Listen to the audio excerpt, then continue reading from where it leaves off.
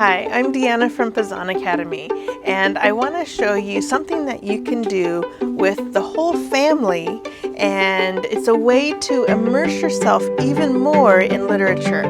Now, I'm a huge fan of Jane Austen and Shakespeare, and so when I first moved up to the Pacific Northwest, I started realizing that a lot of the plants that I was seeing in the local nurseries were the same plants that I had read about in Shakespeare or Jane Austen. And so I had the idea to create a literary garden. And so I'm going to walk you through some of the things that I did in case you want to do this with your family.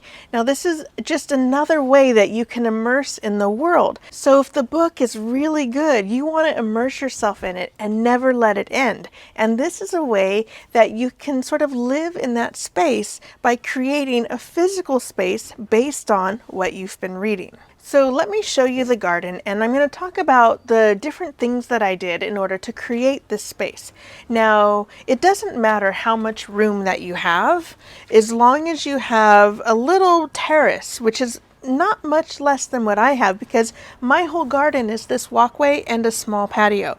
But I've made little nooks and I've created tags to identify which plants you could find in Shakespeare or Jane Austen, and sometimes both.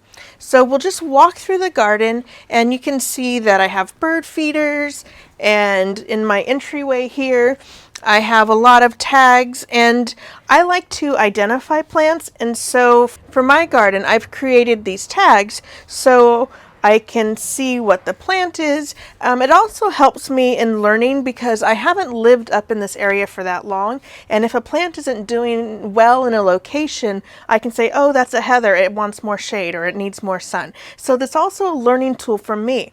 Now, if you're doing this with your family, this is a really good thing for the kids to do. They can write out the tags, but it also helps them learn the names of the plants, and they can see like similar plants. So I have several different heathers and they look kind of similar. And so you can create this space, and it's also a learning opportunity.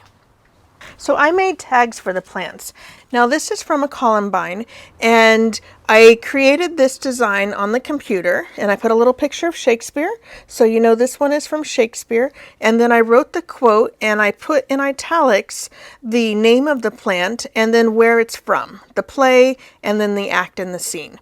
And it's just a little kind of a fun thing to do. So along this row, all the way down the pathway and in the entryway, and even in the patio garden, I have these tags so you can identify like, oh, well, they talked about a columbine in Love's Labour's Lost.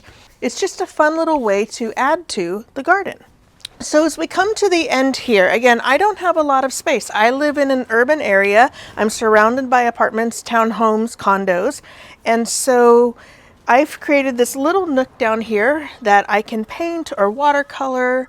I usually read in the patio garden, but this is just a really nice space, and it doesn't have to cost a lot of money. So what I did is I researched the plants that are found in Jane Austen and the plants that are found in Shakespeare, and then what I would do is a lot of them I grew from seed, or I had very small plants that I would grow before I could plant them now, which is springtime, late spring. And so up here, depending on your climate, you may or may not be able to put plants in the ground right away, depending on what season it is. So if you have, even my greenhouse was inside on the dining room table, and I had little grow lights, and so I was able to create the space with mostly time, not a lot of money. And then when you come into the patio garden, I've created some different spaces. And the British, when they do their gardens, they have a lot of different little nooks and kind of surprises around corners. And I wanted to incorporate that because you find that in the Jane Austen gardens as well. When you're looking at the gardens from Mansfield Park, when you're looking at the gardens from Pride and Prejudice, when the characters are walking through, there's a lot of these little kind of nooks that they find. So this is a really small space. It's just this little alcove, and I have gravel down, now I planted this maple from a little tiny sapling, and it's grown quite a bit in 2 years, which is nice. But these down here are more shade plants, so this keeps it shaded. I do have a papyrus, which is difficult to grow in Seattle because I've got to move it in all winter. So this lives inside with grow lights in the winter. It's doing all right. We have a lot of new little sprigs here.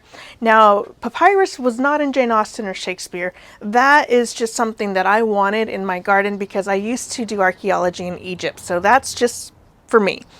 But you don't have to do Shakespeare and Jane Austen. You can do any book. You can do Beatrix Potter.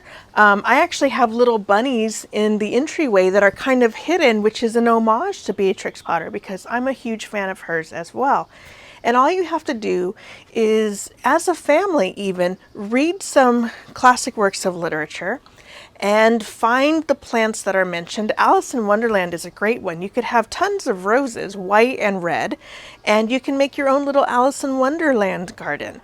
And it's just a really fun thing to do. So you're going to research the works that you love or your children love, write down all the plants that you find in the books, and then start designing. Now, so I made the tags on the computer, but your kids can make the tags. They can draw the plants. You can look them up in either a plant guide or on the computer, and they can do their own drawings. They can write out the tags, and I laminated them because they're going to be outside, and it rains a lot in Seattle, so I laminated them. You can put them out. You can write them on paper and put them out just for a short period of time as well. If you don't have a laminator, you can be creative. You can find ways to use sheet protectors or some other way to waterproof them, baggies. Get creative if you don't have access to a laminator. And then these little plastic tabs are, just something that I found on Amazon really cheaply, just to stick them down into the plants.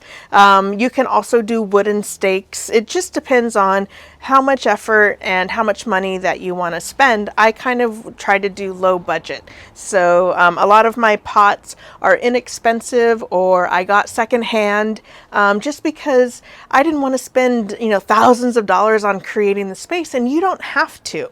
And so if you get creative, you can immerse yourself in your favorite works of literature and create a space, a physical space where you can sit down and read. So let me show you my favorite spot to do that and read my favorite novel. So as you come through the garden back here, I have this space, and there's this bench that I love to sit on and have my tea. And so I sit back here and I read, and when you look over to your left, there's sort of this little hidden garden. Right now the jasmine is blooming, and it is just so fragrant and relaxing, and I could just stay out here forever and read. So I think that's what I'll do for a while, is just read my favorite novel.